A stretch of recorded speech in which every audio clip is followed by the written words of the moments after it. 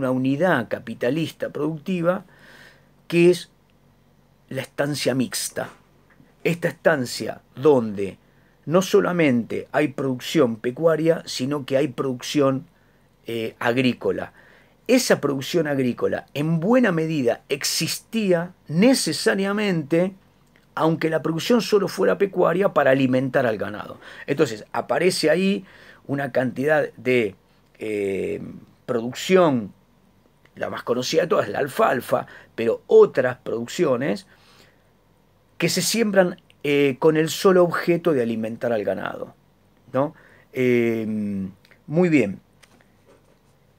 A mí me parece que para completar algunos de los elementos que yo les fui manifestando en este marco general, encontramos una comparativa, por ejemplo, eh, de las explotaciones y la tierra ocupada eh, en, en, para la producción agroganadera en comparación con Chile, Brasil, Ecuador, Perú, para 1914.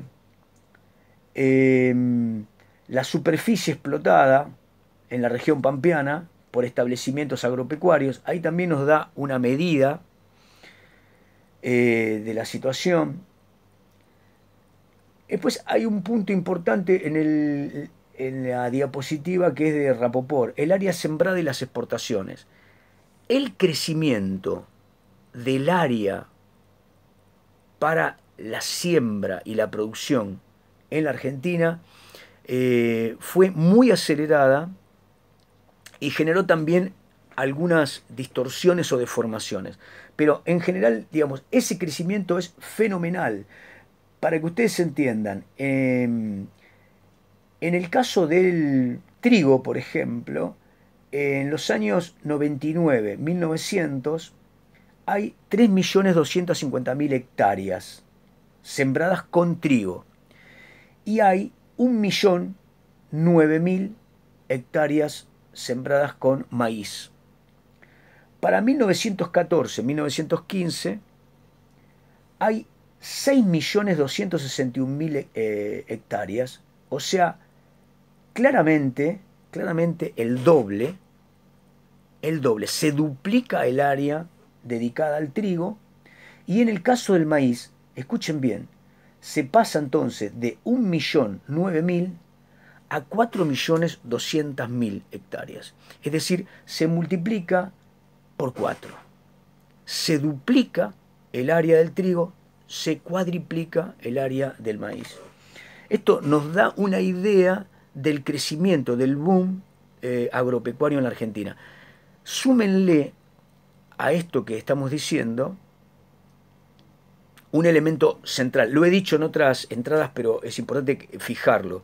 La Argentina va a tener un crecimiento extensivo, es decir, se va a expandir capitalistamente, en términos capitalistas, su producción agropecuaria, pero no se va a intensificar. Es decir, la profundización de la composición orgánica del capital en el proceso productivo va a ser muy tenue. Es decir, lo que no cubre la composición orgánica del capital en su densidad tecnológica, lo va a cubrir las condiciones naturales, ecológicas, digamos, que la Argentina aportaba. Es decir, medianamente buena capacidad de lluvias en buena parte de su pradera y una condición de fertilidad que permitía mantener cosechas más o menos importantes.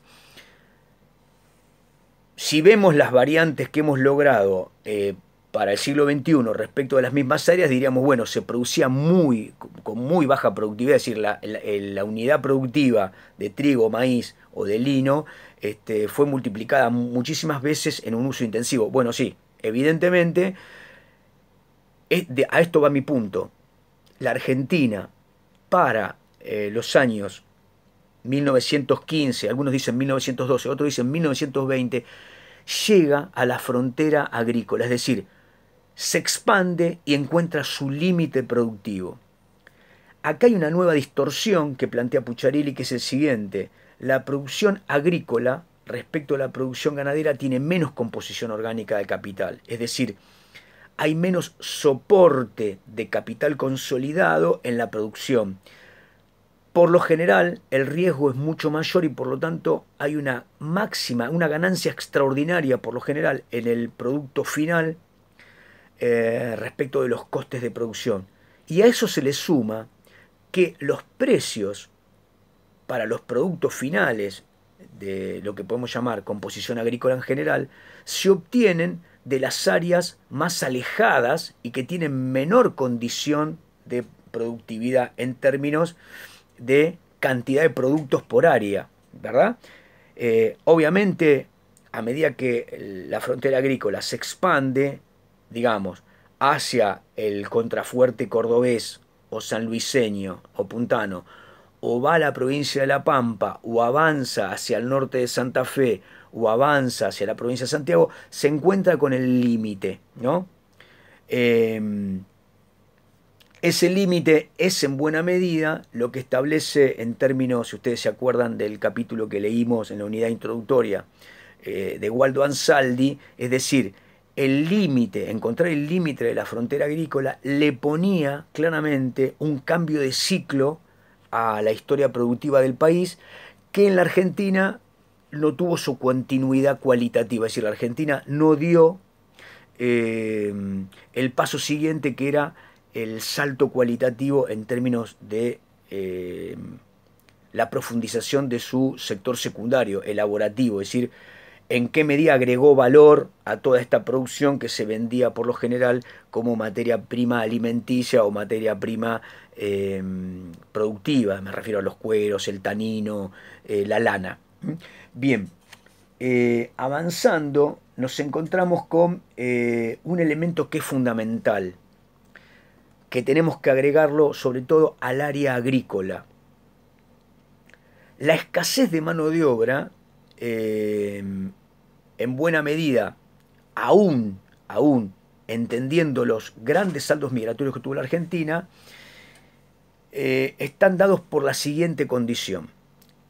Buena parte de nuestra inmigración no ocupó las áreas para las que se pensaba que debían venir a la Argentina, que era, bueno, el farmer, digamos, en términos de convertirse en un chacarero. Eso no ocurrió básicamente por una cantidad de obstáculos de tipo jurídico-político en términos de la apropiación del medio de producción.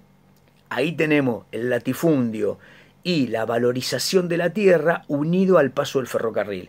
Una de las cosas que podemos decir sobre esto es, como lo dice Cortés Conde, lo más lato, lo más abundante que tenía la Argentina al inicio del ciclo del modelo agropecuario era la tierra.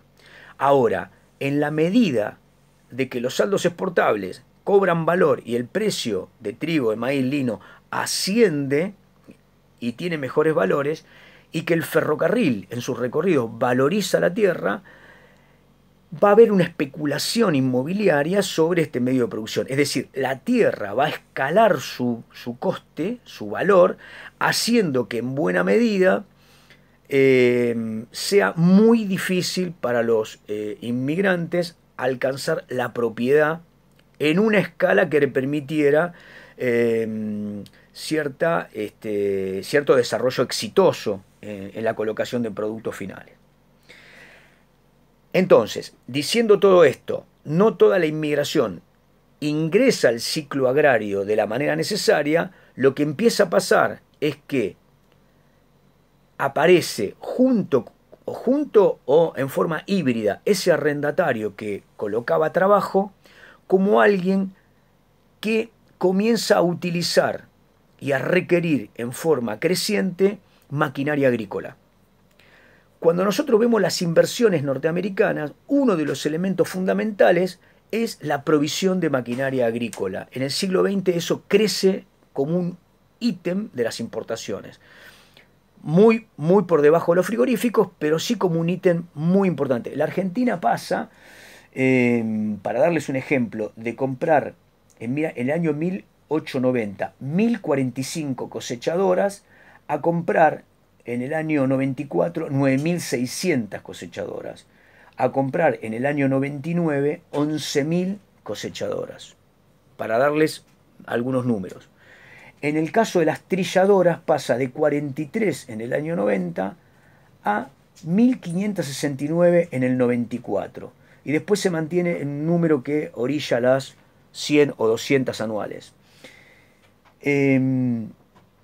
Y si estamos en el siglo XX, retengan el año 90 con 1045 cosechadoras y 43 trilladoras, en el año 1901 pasan a 5800, se multiplica por 5, y esas 43 trilladoras se convierten en 274. Vamos a un año bueno, el más bueno de todo, en términos agrícolas, 1906. Se compran 20.739 cosechadoras y 1.136 trilladoras. Esta composición orgánica del capital, es decir, estos elementos tecnológicos, componen capital que ingresa al circuito productivo por vías de este empresario, arrendatario, mediano, o, como dice Pugliarelli también, y otros autores, Rocci también lo dice, aparece un nuevo empresario, que es el que importa esta maquinaria y la arrienda. Entonces tenemos a alguien que usa la maquinaria en distintos lotes de producción, y ese es un servicio que establece un costo que reemplaza mano de obra en el campo, en las unidades agrícolas. Otra medida del crecimiento de los granos, ¿no? La Argentina es para el año 1888,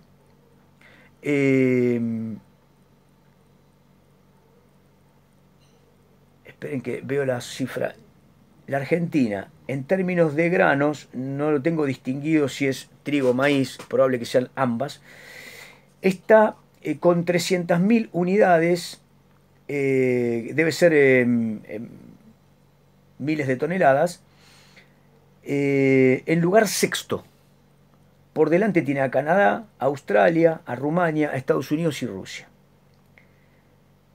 Para 1907, Argentina está en cuarto lugar.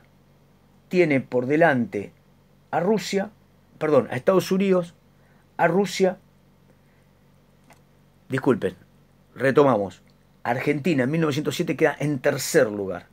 Solo tiene por delante a Estados Unidos y Rusia. Sí, los grandes monstruos productivos de granos son Estados Unidos y Rusia. Inmediatamente después está la Argentina, con un volumen menor, algo así como el 60% de lo que producían los Estados Unidos. El crecimiento de Argentina en producción de granos es esto. Él se convierte en el tercer productor mundial. Bien. Vamos al esquema de distribución de productos exportados dentro de lo pecuario. Entonces, en el gráfico que vamos a ver sobre productos pecuarios, tenemos algo que es muy interesante y que el título sería la carne.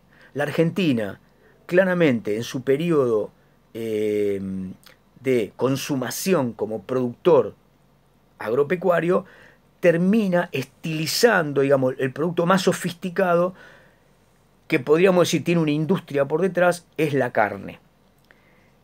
Consolida un mercado europeo, el principal comprador es Gran Bretaña, pero también tiene como grandes compradores a lo largo de su historia Alemania, Bélgica, generalmente están ahí Francia.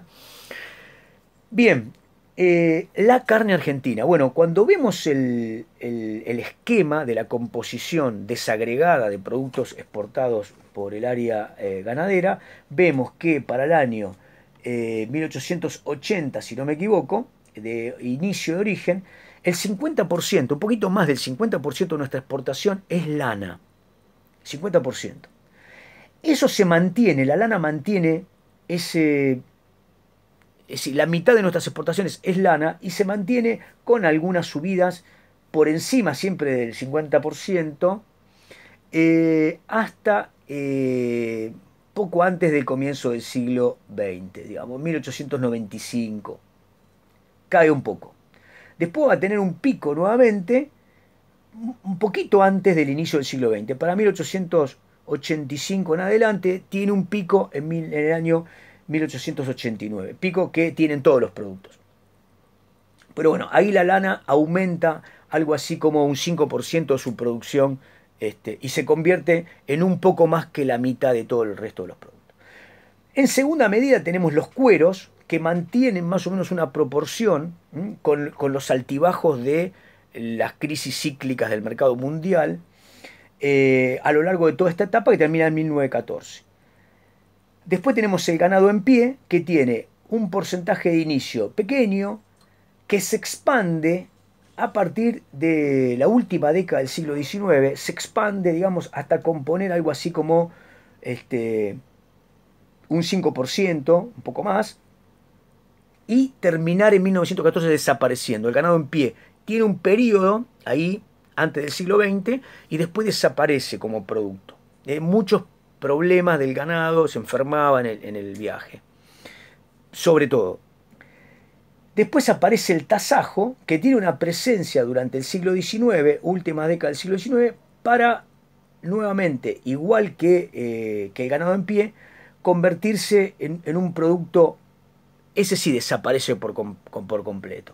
El ganado en pie mantiene un porcentaje mínimo, el tasajo desaparece. Es bueno que ustedes recuerden que el tasajo era fundamentalmente un producto vendido a los cotos, digamos, de producción subtropical y tropical, donde había buena composición de mano de obra esclava.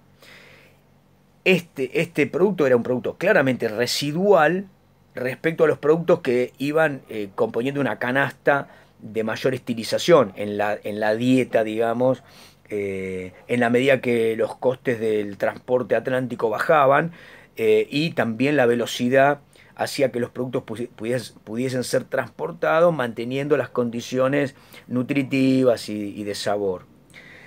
Por lo tanto, bueno, el tasajo desaparece. Y entonces llegamos a Evitemos el Varios, que estaba compuesto por otros cebos y eh, otros productos, digamos, marginales de la ganadería. Y finalmente llegamos a las carnes, que para los años 83-84 comienza como un producto, creo que es el año 84, se consigue la primer tecnología de congelado. Entonces ahí tenemos un porcentaje mínimo, mínimo, que llega claramente hasta el siglo XX, fines de los años 90. Y a partir de entonces vamos a ver que el tema carnes se expande por la nueva tecnología del chillet, es decir, el enfriado, que permitía con una velocidad máxima y otra tecnología de frío mínimo, mantener la carne en todo el transporte para que no perdiese su sabor y sus condiciones en el punto de consumo. Bueno, las carnes se convierten claramente en el segundo producto de exportación detrás de las lanas para 1914. Sabemos, y lo haremos en clases siguientes, que la carne va a ser el producto de exportación de la Argentina a partir de los años 20 y durante los años 30 va a seguir siendo el producto que va a liderar las exportaciones argentinas junto a los granos. Bien, hay otros elementos que redondear. Vamos a parar acá.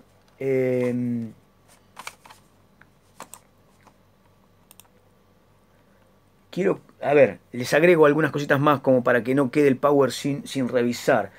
Hay un cuadrito interesante que también aporta información de la cantidad de cabezas de ganado, es decir, el crecimiento de la ganadería en Argentina. Entonces, ese es un cuadro de Rapoport, vacunos y ovinos, la evolución entre el año 88 y el año 14.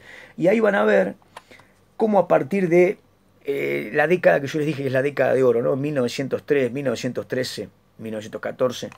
Van a ver en el año 1908 que la Argentina llega, esto creo que está en millones de cabezas, llega a superar los 60 millones de cabezas de ovinos y mantiene algo así como un poquito más de 20 millones de vacunos o bovinos.